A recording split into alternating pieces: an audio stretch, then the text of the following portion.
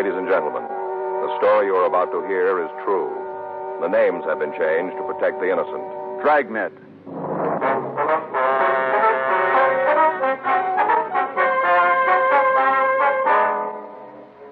You're a detective sergeant. You're assigned a homicide detail. An attractive divorcee disappears from her home. There's no lead to her whereabouts. There's evidence of foul play. Your job? Find her.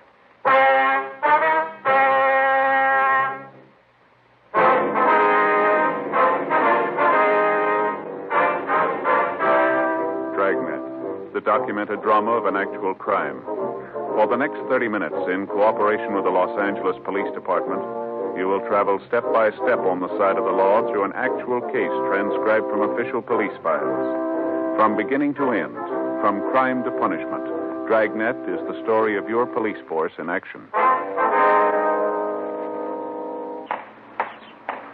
It was Tuesday, June 10th. It was mild in Los Angeles. We were working the day watch out of homicide detail. My partner's Frank Smith. The boss is Captain Lorman. My name's Friday. We were on our way out from the office, and it was 11:15 a.m. when we got to 2962 Reservoir Street. Front door. You the policeman? Yes, ma'am. Miss Harrison? That's right. Come on in. Thank you. My partner, Frank Smith. My name's Friday. Oh, how do you do? How are you, ma'am? I was expecting you. Yes, ma'am. Other officers said there'd be somebody here from the detectives to see me. You men from the detectives? That's right, Miss Harrison. I got some coffee on if you'd like a cup while we talk. No, thank you. No, thank you, ma'am. Okay. You want to sit down there? We can get started on this. All right. I made some little notes this morning after the other policeman left. I thought it might help me to remember. Uh-huh. They didn't find anything when they went to Josephine's house, did they? No, they haven't. What if you'd tell us what you know about her disappearance? I'd be glad to. Last time I saw her was Friday. The 6th, last Friday. Mm-hmm. Where was that? Out in her yard. She was hanging up clothes, and we got to talking, about neighborhood stuff. Yes, ma'am. We talked for a little while, her hanging up clothes, and I was working around the yard. Did there seem to be anything wrong then? Well, what do you mean? Well, did she seem upset about anything? Well, not that she told me about. We were pretty close. She told me just about everything happened to her. Mm-hmm. When her and Jordan were still married, we used to get together all the time, have a little barbecue, maybe take in the drive-in movie. That's her husband? Yeah, Jordan Allen. She's divorced then? Yeah. I got the interlocutory about 6 months ago. Not final yet. Where's Mr. Allen now? Well, the last I heard, he was working down San Diego. Do you know where we might get in touch with him? No, not right off. Must be some letters over to Josephine's, though. He was always writing her. Was there any trouble between them? They got a divorce. Well, that's not what I mean. I mean after. Did they have any arguments, any disagreements? Oh, off and on. Jordan wanted to get back together again, always asking her to call off the decree. Mm-hmm. Did he see her often?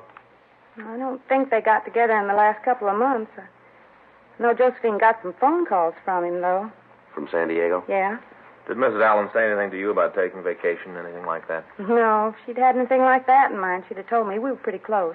Did she have any men friends that you know of? Oh, she's a handsome woman, Mr. Friday. She had a lot of them. Well, did she see any one person more than the others, would you know? David Lansing. They used to go out quite a bit. I think David wanted to marry her as soon as the divorce was final. Has he been around lately, would you know? Not since Josephine disappeared. How about before that? I had a date with her the very night before. Went out to dinner and then went dancing. Any trouble between them, would you know? I don't want to get mixed up in anything, Mr. Friday. You can understand that, can't you? Yes, ma'am, we can. But if you know anything about Mrs. Allen's disappearance, we'll have to ask that you tell us. It's just that I don't want David to find out about it. Well, he won't hear it from us. That's a promise? Yes, ma'am. How about you? Yes, ma'am. Well, then, if you ask me, I'd say that David had something to do with Josephine's being gone. Why do you say that? Because they were always fighting. I could hear them all the way over here. What'd they argue about, do you know? Well, David wanted to marry her. And she wouldn't tell him whether she would or not until after the divorce was final. The way she put it, until she got the papers, she was still a married woman. Lansing didn't like that, huh? No, not a bit. About 10 days ago, I was over there. My TV was on the blank, and I went over to see one of my favorites. Mm-hmm. David was there, and it wasn't no time before they was at it, yelling and screaming. Kind of made me embarrassed. That's when he said it. What was that? Said for Josephine to get rid of Jordan, or David would get rid of her.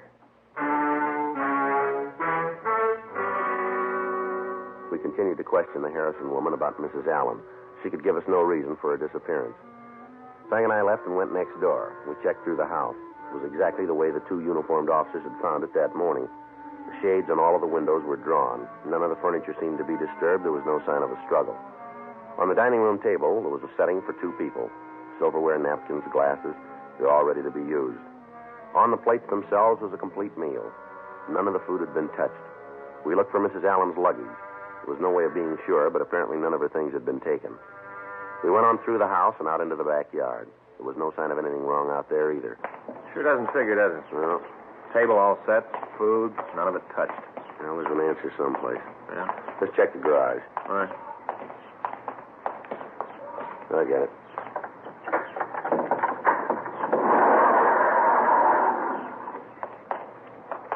Oh, no sign here. No. You want to check the stuff at the back? Yeah. Trunk here.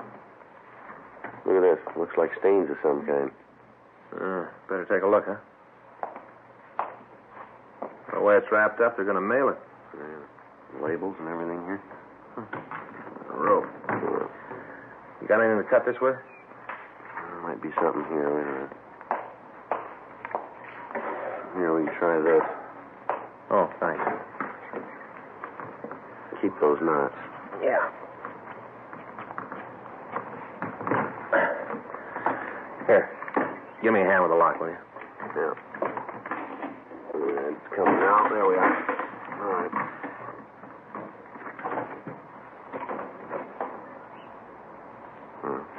We know where she is. Yeah. Let's find out who put her there.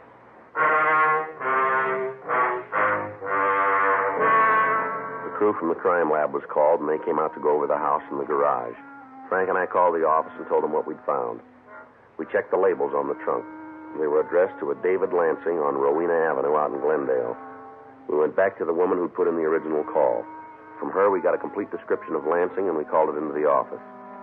We found that he had an arrest record listing several drunk charges and 2 major 415s, fights. While the men from the crime lab continued their investigation on the scene, Frank and I drove over to see Lansing. He wasn't home. We talked to his landlady, but she told us that she hadn't seen him in several days. She was unable to tell us where he was employed. We checked his room, and we questioned her about his car. She gave us the name and business address of his roommate. We drove over to see him. He worked in a large television store on Pico Boulevard. Yes, sir. Something I can do for you? I'd like to see Mark Gilson. That's me.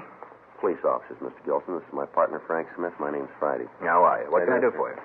We'd like to ask you a couple questions about David Lansing. Dave in trouble again? Do you know where he is?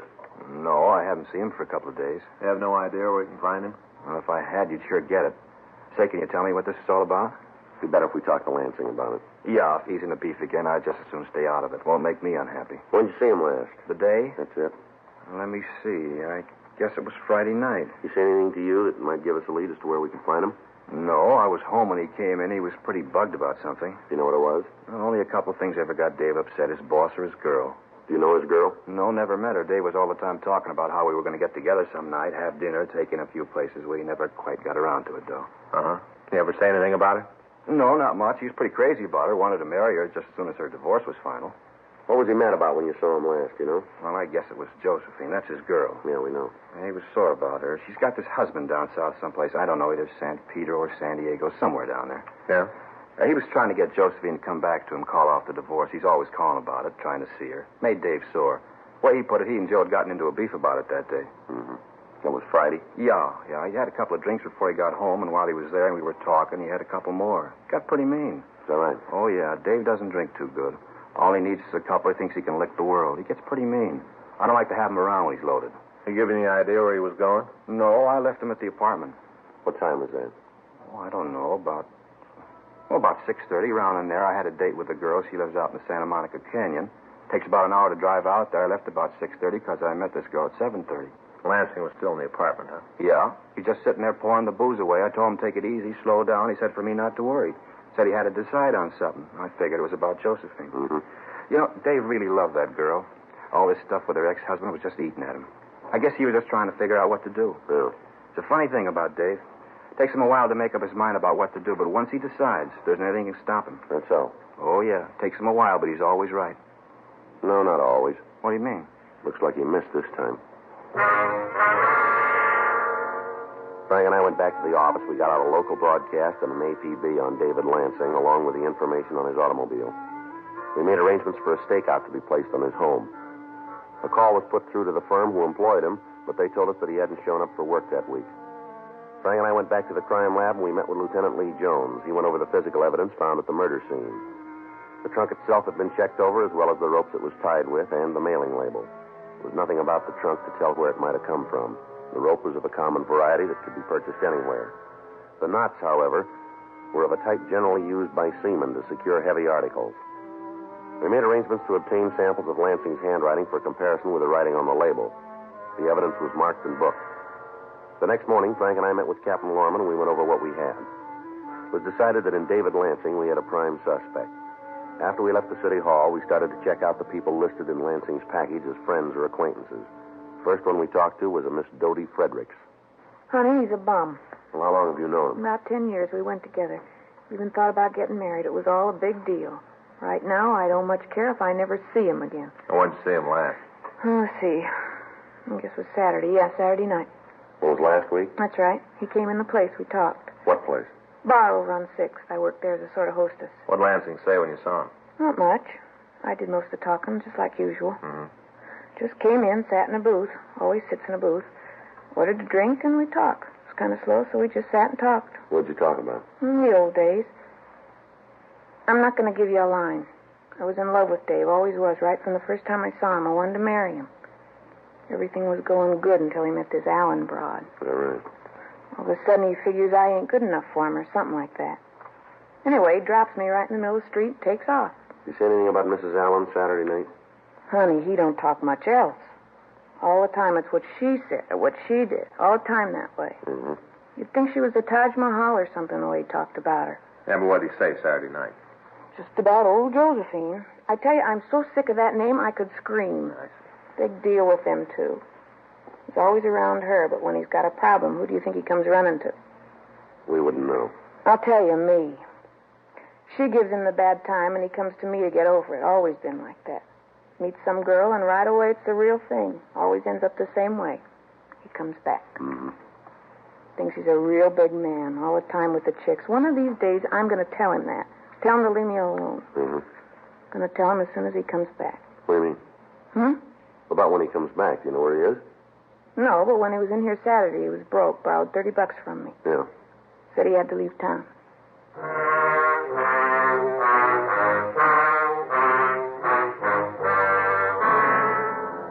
We continued to talk to Dodie Fredericks. We got as much information as we could from her. She told us that Lansing had said he was going to San Francisco.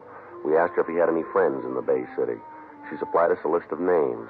We went back to the office and got in touch with the authorities in San Francisco and asked them to check on the suspect for us. We put in a call to the coroner's office. The body had been posted and the time of death was set at some time Friday night. We checked out the rest of Lansing's friends and associates without result. We re-questioned the suspect's roommate and we went over his apartment again, but we failed to turn up any evidence that might aid us in taking him into custody. 2 days passed. Saturday, June 14th. Frank and I checked in for work. How's it going, Joe? All right. Say, you got a date tonight? What was that? I say you got a date tonight. What do you mean?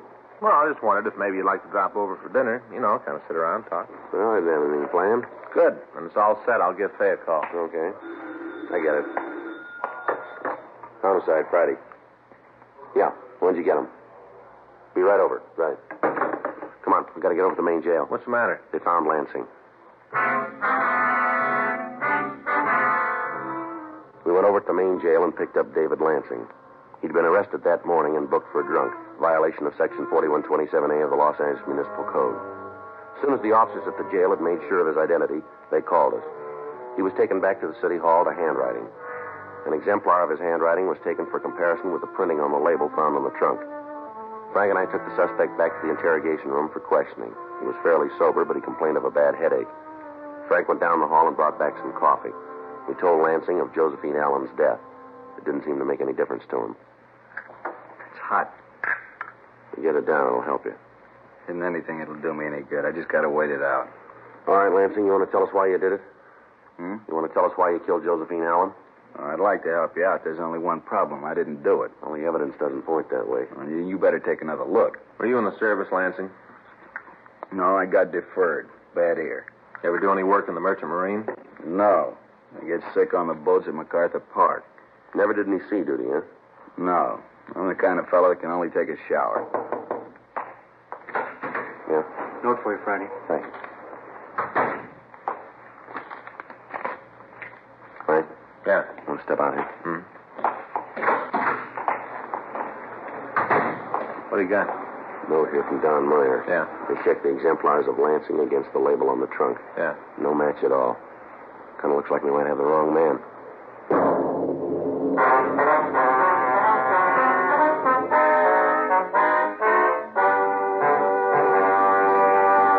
You are listening to Dragnet, the authentic story of your police force in action.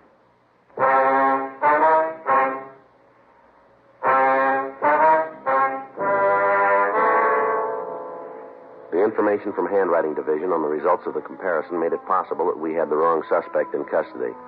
The main two pieces of physical evidence we had were the knots used in tying the rope around the trunk and the label. On both counts, apparently David Lansing was out. We set out for more coffee for the suspect, and we continued to question him. Look, I'll spell it out for you. I didn't have anything to do with killing her. You saw her Friday, didn't you? Yeah, but that don't mean I killed her. Well, tell us what happened when you saw her. From where? From when she opened the door. I went over to see her about 7:30. Friday night? Yeah, I went over to try to talk some sense into her. Were you two having trouble? Yeah. About what? The same thing all the time. I loved her. I loved her a lot. I wanted to marry the girl. All the time his ex-husband's hanging around, trying to get her to come back. I had a belly full, and I wanted to get things straightened out, so I went to see her. Yeah. I didn't call and tell her. She was pretty hacked about it. Said I should have called. She got real sore. Mm-hmm. I asked her what was wrong. She never acted like that before. I wanted to know what the beef was. All right. So she filled me in on how Jordan was coming up from San Diego. They had some things to talk about. Big deal. All the time they were talking. Him trying to get her to come back. Got to the point where I didn't know where I stood. Mm-hmm. She told me to come in, but she said I couldn't stay long because she was expecting Jordan. Said he was coming up for dinner. Hmm. I told her I wanted to marry her. I told her to make up her mind once and for all not to keep me on the string anymore. What'd she say? Told me to call her Saturday morning. Said she'd have something to tell me then. Go ahead. The way she put it, things were going to work out. After we talked for a little bit, I left. She told me she didn't want me there when the ex got to the place. What time did you leave? I don't know. Well, you must have some kind of an idea. Well, maybe 7:30 or 8, around in there. I'm not sure. I was pretty sore when I walked out. I didn't pay a lot of attention. Where'd you go then? I went home for a while. I sat around, and I went over to see a guy I know runs a little club on Alvarado. We sat there until the place closed, and after that I went home with him. Why didn't you go on to your place? No reason. He lived pretty close. We spent the night there. Why'd you stop going to work? What? We checked with the place where you work. They say you haven't been to work this week. I guess that's because I couldn't get in touch with Josephine. How do you mean that? I tried to call her Saturday morning. I didn't get any answers, so I figured that Jordan had talked her into coming back. I just went out on a run.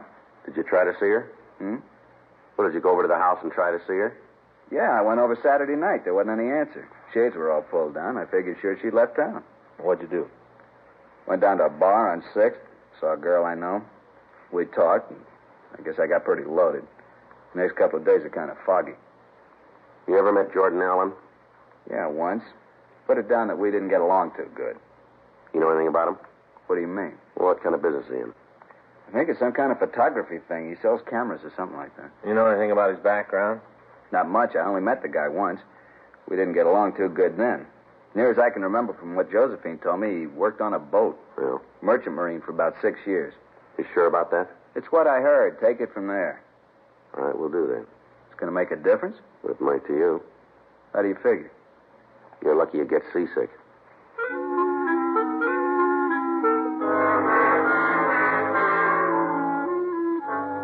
The suspect was returned to the main jail where he was held to answer on the drunk charge. We got in touch with Sergeant Tony McGuire down in San Diego and asked him to check on the victim's husband. Frank and I met with Chief of Detectives Thad Brown and Captain Lorman. We laid out the information we'd been able to come up with. They agreed that we should drive to the Southland City and talk to Jordan Allen. We checked out a trip car and we drove down to talk to him. We found him at his home, a small clapboard house on B Street. From the way he looked, he'd been in bed when we rang the bell. Come on in. What do you want to see me about? I'd like to ask you a few questions. About what? When's the last time you saw your wife? Why? We'd like to have an answer. I don't know. Maybe a couple weeks ago. Bring it down to a day, will you? Why? Pretty important to you. Why to me? You lay it out any way you want, mister. We asked it simple. You can give us the same kind of an answer now. Look, you come in here, you're not from Dago. You got no right asking me anything. Local authorities know we're here. Now, if you want us to ask them to ask the questions, it can be fixed up. How about it, Alan? Go ahead. When did you see your wife last? Must have been a couple weeks ago. I can't come up with a date for you. What do you do for a living? Sell photographic materials. What kind of a job did you have before that? First mate on a ship. How long did you hold down that job? 6.5 years. How'd you and your wife get along? We were divorced. We understand you saw her quite a bit, though. Once in a while, yeah, not too often. The way we got it, you were trying to get her to call off the divorce. You've been listening to a lot of people with big They mouths. seem to talk pretty straight, mister. Well, you go and ask them the questions. All right, Alan, get your clothes on. What for? If you don't want to talk here, we can make it downtown. Well, what do you want to know? You account for your time last week? What day? I'll start with Monday. Worked. What'd you do at night? Took in a movie. Can you prove that? Yeah, I took a girl I know. Works in one of the photo shops here in town. Check with her. What about Tuesday? Worked during the day. Stayed home Tuesday night. You got any way to back that up? No, I was alone. All right, go ahead. Wednesday, I had to go out of town. Took a run over to Riverside. Didn't get back till about 1:30. In the morning? Yeah. You prove that? Look, I can give you the names of the people I was with. You can call them if you have to. All right. If there's some way to get away from it, I'd sure appreciate it. I don't like to have them brought into it. All right. It's a business thing. The old man buys a lot of stuff from me. I don't want to ruin the contact. What about Friday night? Friday night, I was home all night. Didn't feel too good, so I was here all night. Anybody to vouch for you? No, I called a couple of people, but there wasn't anybody here. Mm-hmm. Saturday night, I went out with the same girl I dated Monday. Mm-hmm.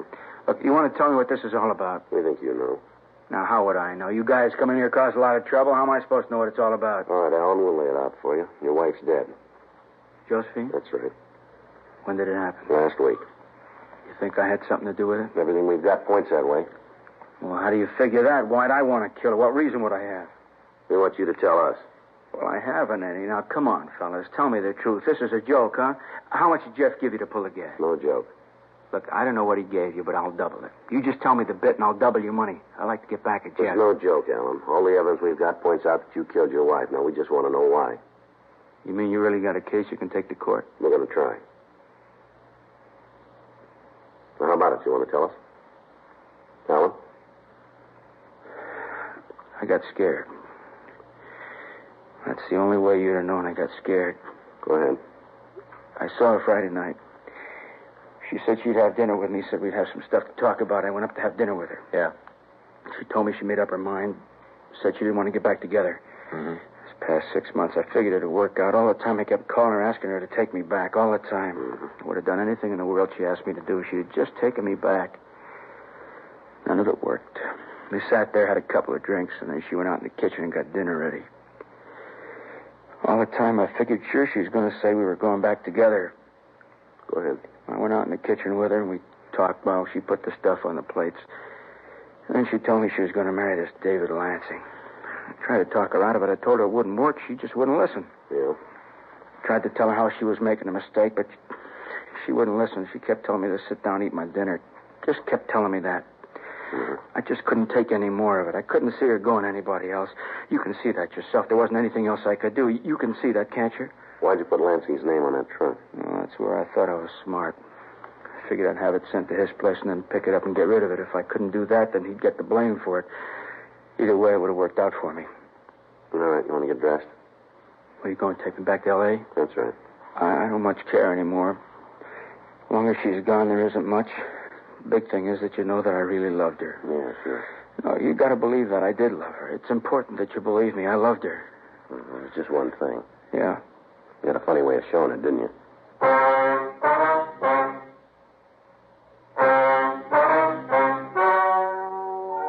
The story you have just heard is true. The names were changed to protect the innocent. On November 18th, trial was held in Department 97, Superior Court of the State of California, in and for the County of Los Angeles. In a moment, the results of that trial.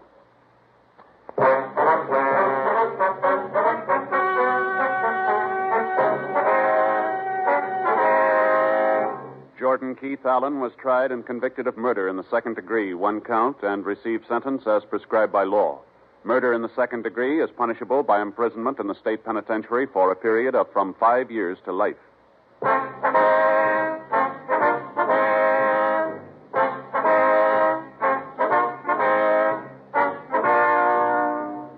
have just heard Dragnet, a series of authentic cases from official files. Technical advice comes from the Office of Chief of Police W.H. Parker, Los Angeles Police Department.